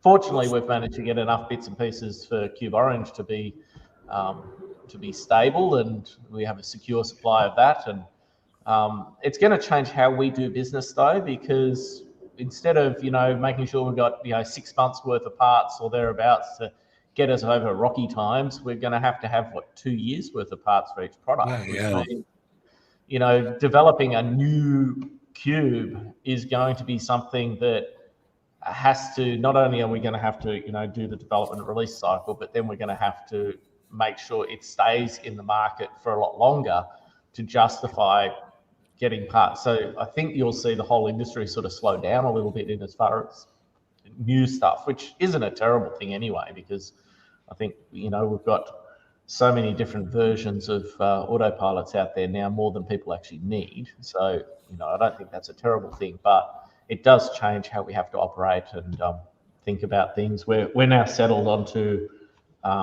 we're using one main chip now for everything, which you'd think in a chip shortage, settling down on one single chip would be a bad thing. But what that means is we can buy massive quantities of that and therefore secure our own future with that and have enough, lead time security to know that we're not going to screw up. That's been a bit of a challenge, but it means that every product, like whether it's a solo battery BMS, or whether it's the new Here 3 Plus, which will be coming out soon, they all use this new processor, which actually has more processing power on it than the Cube Orange currently has. Okay. So our new GPS is actually going to have more processing power than our autopilot, which is a little bit weird. We were talking before you came. We were talking about radar altimeters, 5G, blah blah blah. Right at the top of the thing. What would be your solution for replacing radar altimeters, or must we always have them? Look, I mean, the radar altimeters work, and they've been thoroughly tested with most of the 5G stuff anyway. It's just a couple of American and Canadian, I believe, telcos want to use frequencies that the rest of the world don't use. So I think the solution is quite easily, sorry, telcos, the rest of the world copes without those frequencies, get stuffed. We've been using them first. Trouble is they paid $80 billion to use them. I don't care what they paid to use them. If we can have mandates that say you must have a vaccine or you can't enter Australia, and Mr. Novaks gets kicked out because he didn't follow the rules, then surely the same rules can apply to telcos. So really, then, money doesn't mean you can. But do telcos play tennis? I don't understand. What's that? No, go on after you. I was just going to say, but then it's the FAA's fault. Not the FAA, sorry, the FCC's fault. FCC. Frequencies. They've sold these. The FAA needs to. I mean, I know American government organisations love taking each other to court. They need to. They need to take the FCC to court and get the FCC to rule that this equipment must not be used within X distance of any airport. I believe that's what they've done in Canada. So. Same thing. These telcos can survive without these frequencies. They've been surviving for an awful long time without them. Why screw it up now? And fair enough, if they find a way that they can, cause everything to interoperate nicely, then great, they can start using them. But until they do, it's just silly. Yeah, but now we've all got the nanites from the vaccine, but they need the 5G to do the overnight updates. Yes, yeah, that's true. That's true. But I think you can. But we'll get that political with Mr. Novak. You can actually park the COVID thing, because what he actually did was lie on his immigration forms, and you don't do that in Australia. Yeah, but that doesn't make good world headlines if you're blaming. True. What the simple truth, facts, and the truth, and I mean, come on, we've been watching.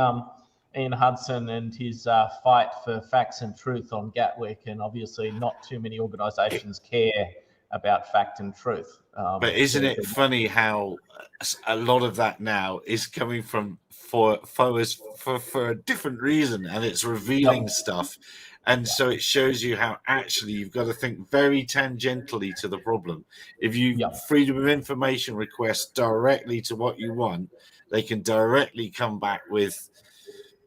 Almost a no, and not reveal anything else. But they did. I mean, like that freedom of information request that Ian put in, looking for my name specifically, it was way too targeted. Like it was just too easy to block. Like he should come up at that in a slightly more subtle way.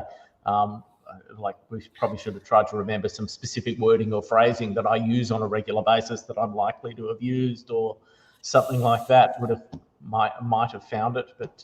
Yeah. But he's become a FOIA ninja now, hasn't he? Really, that's in fact what they've done is they've trained him in the black art of FOIA ninjaing, and he's getting very, very good at it now.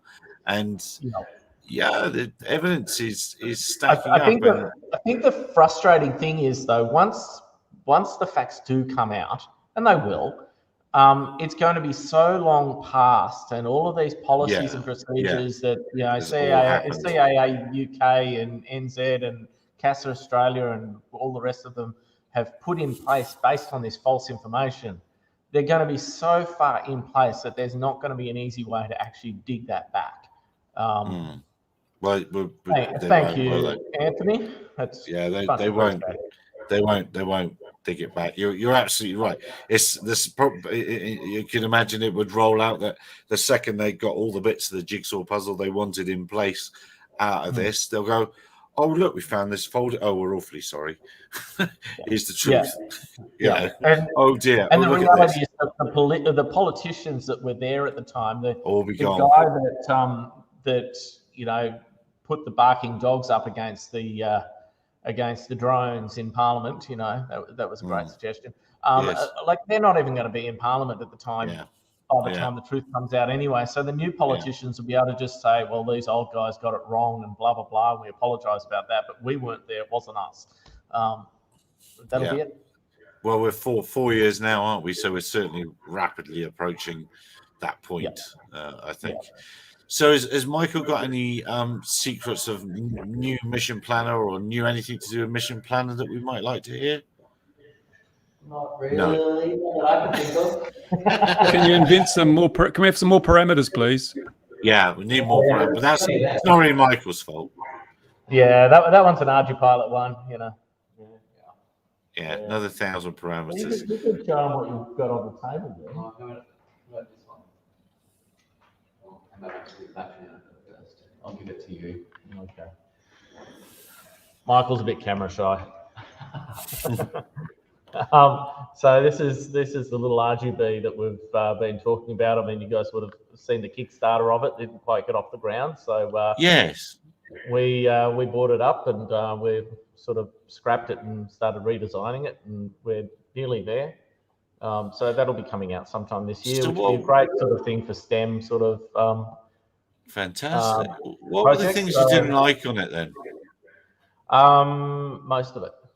Oh, okay. Fair enough. The biggest problem we found on the original one was as the battery went down, one ESC would cut off before the rest.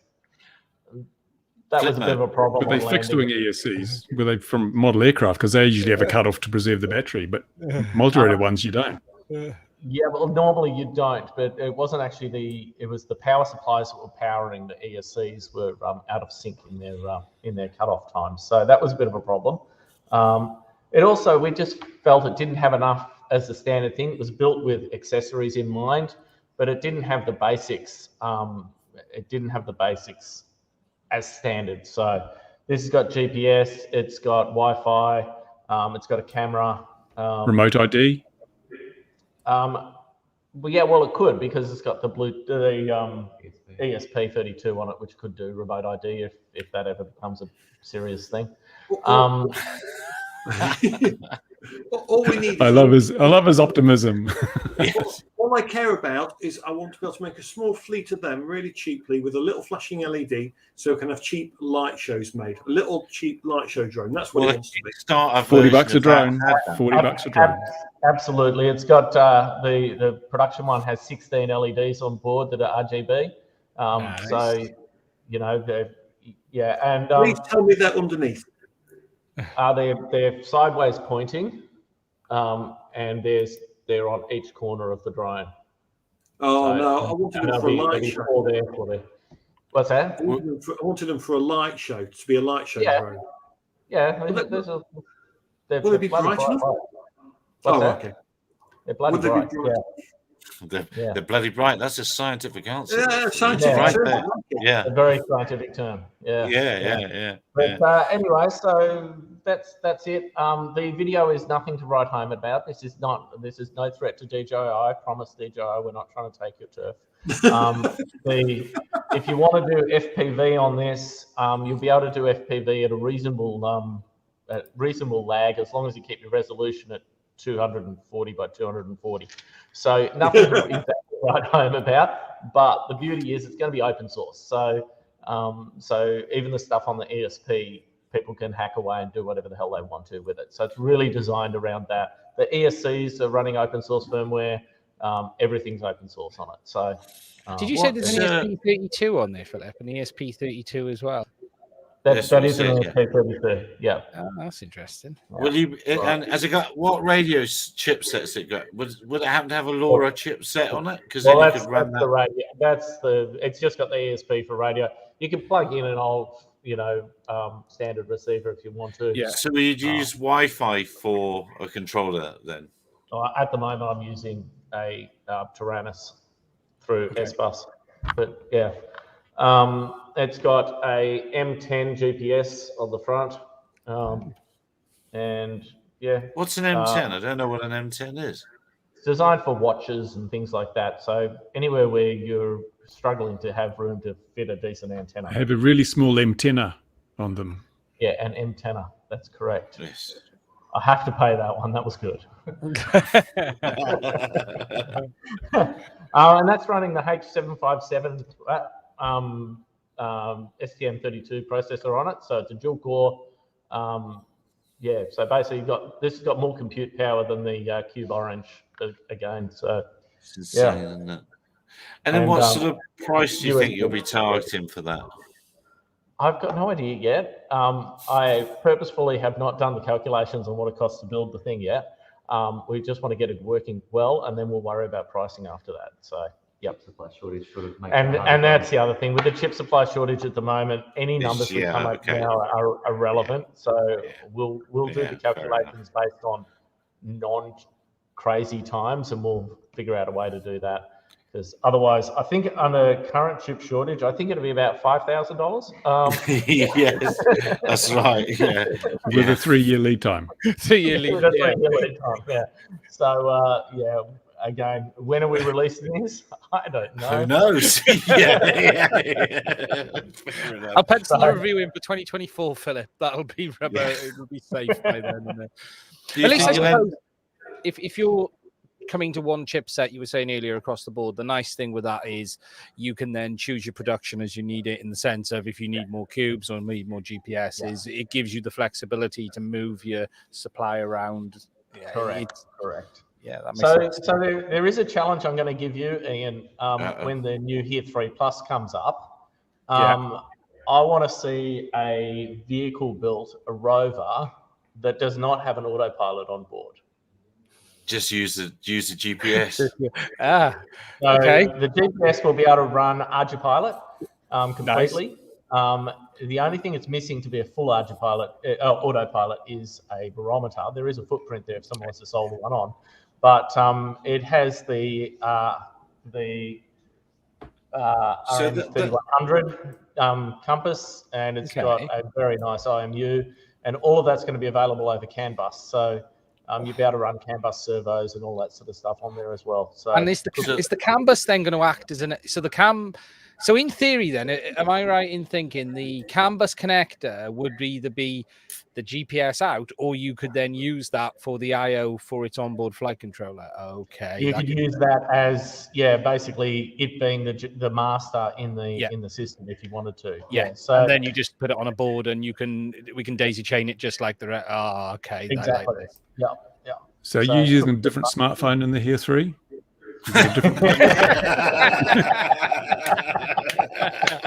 That was I love that. That was such great free advertising for us from DJI. It was awesome. They're welcome to attack our products anytime if that's how it's going to go. So that would be a fantastic that GPS then. Here 3 Plus you're calling it. Yeah. That sounds to be a fantastic thing for the Starship delivery robots and any rover or boats, a boat, I guess, as well as a rover. As well. Yeah. Here 3 Plus will also, like we attempted to make the Here 3 waterproof. We made it water resistant at best. We'll be attempting to get a little bit more waterproofness in on the Here 3 Plus. So we're using a different molding technique to try and make that more waterproof. So where does the disconnect from it not being an autopilot then, or rather just being a very clever GPS and not an autopilot, when it's got all the autopilot stuff in it? How can you possibly make that disconnect? It doesn't have all the extra I/O on it, so it's only got CAN bus, and that's it. Okay. So but for some applications that'll be fine. Yeah. So you're going to have to use CAN bus ESCs. Okay, that's fine. I can do that. That's not an issue. CAN bus ESCs or CAN bus servos. The trick's going to be, I don't know of any CAN bus RC inputs that exist. However, there are some extra plugs in the bottom of the actual board itself. If you did take it out of its case, it gives you access to a serial port. I'm going to have to start planning this. Okay, there's a challenge. Then it's not waterproof anymore. But then it's not waterproof anymore. So, things to think about. But, Anyway, and obviously the Here Pro, you can do that as well, but there is some extra I/O. Has it got Wi-Fi built on? There's no Wi-Fi on it, so there's going to be no Wi-Fi comms. built on. I'm just trying to think how we're going to get comms in. That's the only challenge. Okay, there we go.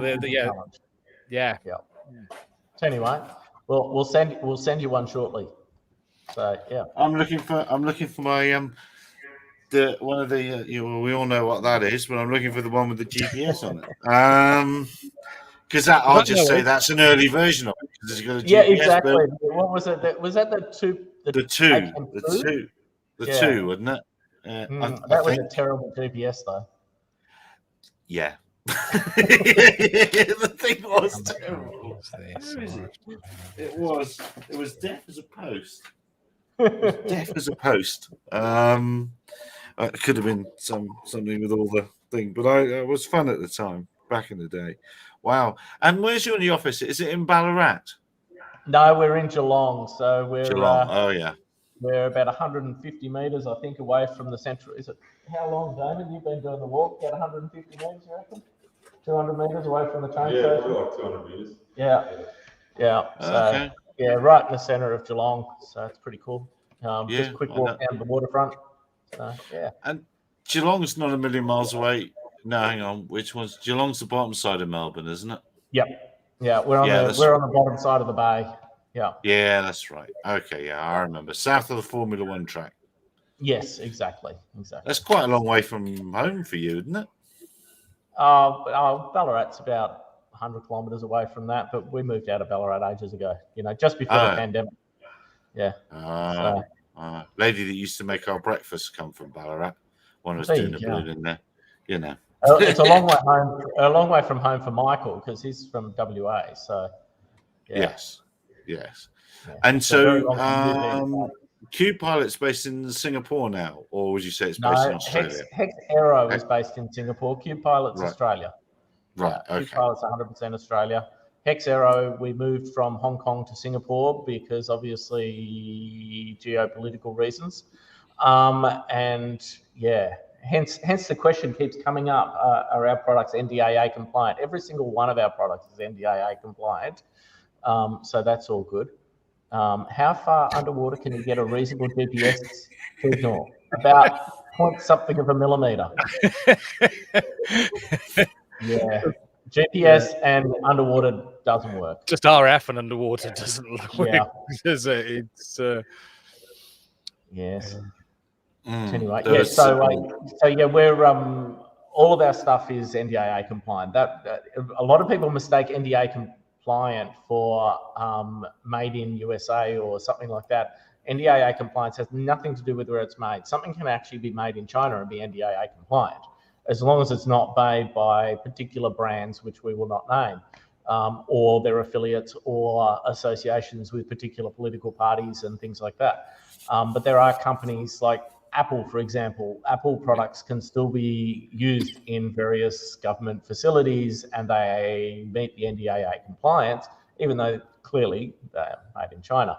But they're made in China by American-owned factories, et cetera, et cetera. So it's all good.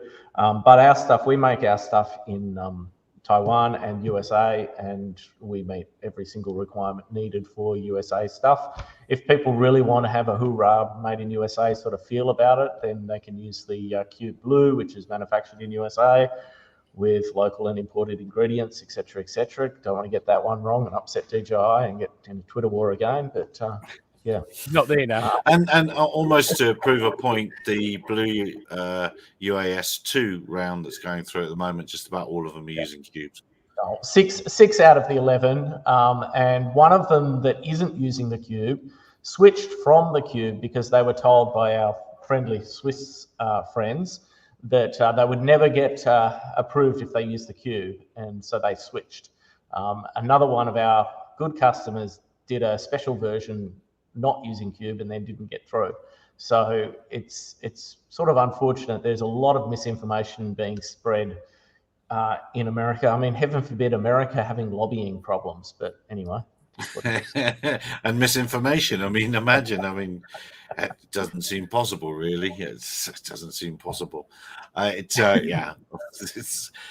amazing, isn't it? What money does and how history has has been modified in history our keeps world. getting rewritten. If you look at the GitHub history for Pixhawk, my name's no longer in there at all. It's gone. If you look at particular drawings, you'll still see my name on the actual drawing itself, but the GitHub history's been cleaned, completely erased. I was never involved at all, according to GitHub history. So yeah, very clever of them. But anyway, it is what it is. So that's terrible. But yeah, not unexpected. But I have a feeling the sun may be setting on certain recently created empires from things I read and yeah, but we thought that about a certain American robotics company that still keeps plugging away somehow. Yeah, So, but they're not in the format that was it they were expected to be in. But yet they're still there. Like, I'm amazed. Yeah. Yeah, but are they? Are they really? Are they? You sure they are? I'm not sure they are. So look, we've been in nearly 2 hours. What else have we seen, gentlemen? I do have one comment. Yeah. Now we're in trouble. If someone's wanting to restart their project that they got in a lot of trouble with the US government, what was that, 10 years ago? Our Here Pro is rated to Mark 1.4. It was 20 years ago. 20 years ago, mate. That's how long ago it was. Yep. Wow. Yeah. So those quite good for you. But you could only know that if it was in some sort of it had been tested in some sort of environment that needed jet-powered formation flying or something like that. The fastest that I know of our autopilots is Mark 6. That our autopilots are being. That's so is that what North Korea are using in their new hypersonic missile? Bruce, did they copy your design? I doubt it strongly. Cruise missiles aren't supersonic, are they? No, they're subsonic. No, they're normally subsonic. Yeah. Well, Mach 6 is hypersonic. So scramjets are around that sort of speed. So yeah. Wow. So there you go. There must be some on AliExpress because China's doing a lot of that hypersonic testing now. So I'm sure there's some coming out the back door didn't quite pass quality control. They'll be on AliExpress. Get them for a song. Yeah, but I suppose what would the theoretical speed? Part that's really done that. Is that it's just compensating for the Doppler, isn't it? The Doppler effect will have quite as you get to those speeds, you get quite a bit of frequency shift due to Doppler.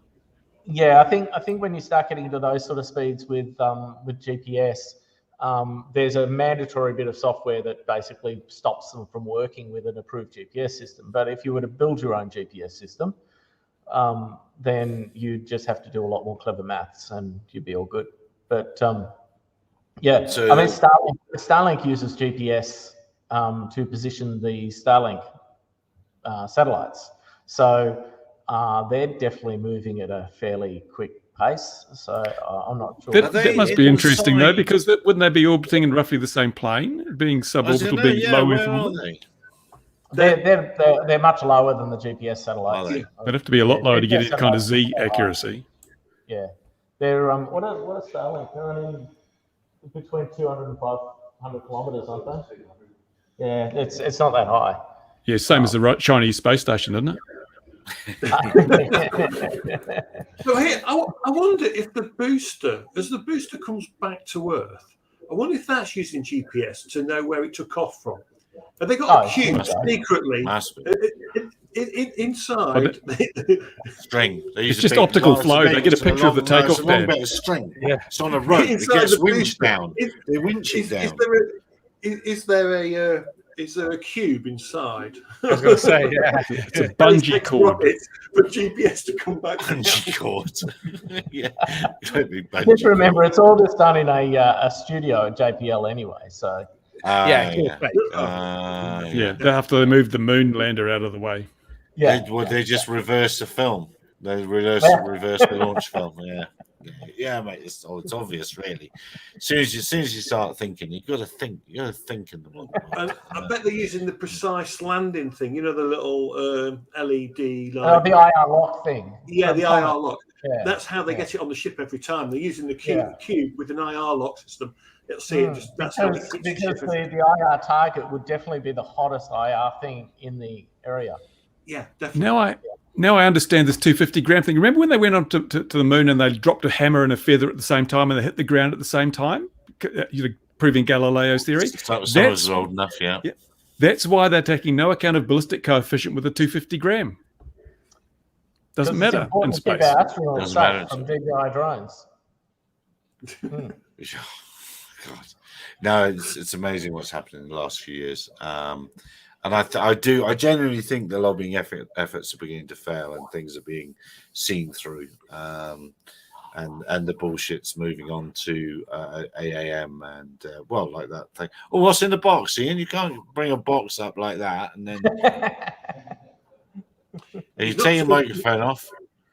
He's just doing it silent. Is this filament? Oh yeah, that is dull. Look at the name of it though. It's Gentleman's Grey. Gentleman's Grey. Not going to print a toupee. Grey. A printed toupee. Ian, you've got these things, don't you? I do. Yeah, I finally got some. So the video will be going up probably Monday or Tuesday. And before they give this thing an official rating, I've asked the team to do some thorough testing on that. And they've done 2 minutes at 190 amps going through it so far without cooking it. But their next test will be to destruction at 240 amps with a thermal camera videoing it. So you should commission Ian for all your to destruction testing. Yeah, for all this, Ian is Mr. Destruction testing. There's something I need to send them a message on that with the frame. He's already done it. He's already broken it. Yeah. That volcanic eruption wasn't a volcano. No. It's ESC versus the board rating. Oh, okay. Yep. One's 416. So it could lead to one's 4S, one's 6S. It could lead to confusion. As in the board rating is up to 6S. Yeah, and the ESC is a 4. But the ESC is a 4S. Yes, correct. Yeah, I think the problem is that the board is for more than just... Yes, because it will do the hex as well. Yes, it'll do the hex as well. Yeah, because it's got 6 LEDs. It's very cool. I put a short video out the other day of the Lewis script running and tilting and changing the LED colors, and they are bright as well. Don't look at them, but yeah, very cool indeed. Very cool. Yeah, so the LEDs on the... Michael stole it again. The LEDs on the RGB are actually brighter than those LEDs. Oh. Wow. Yeah. Okay. Yeah, they're little but they are brighter. You reckon you sell them in boxes of 10 or something like that then, for or 100 for light shows or something? Those we'll see. You'll see. I can see complaints coming from Alpa. Are you being asked what's in that box? Oh, that's it. Open that box, Ian. That's what people are nothing in that box. Nothing in that box. Nothing for no one to see in that box. Nothing to see. How we want to see it. That's his manscaper. It's my manscaper. Something I've been lent, that's all. He's actually in the chat, the person who's lent them to me as well. So it's just a new set of goggles. That's all it is. So it's just something I've stolen. I beat him. I met him today and beat him up and stole it from him. I those Welsh traditions keep going. Traditional Welsh tradition. Traditional Welsh, yeah. We'll keep a welcome in the hillsides. Yes. Not sure what colour that is. Gentleman's grey. It's bluey, isn't it? Looks very, very great. Look, here we come on to 2 hours. Anyone else seen any other stories before we go? Get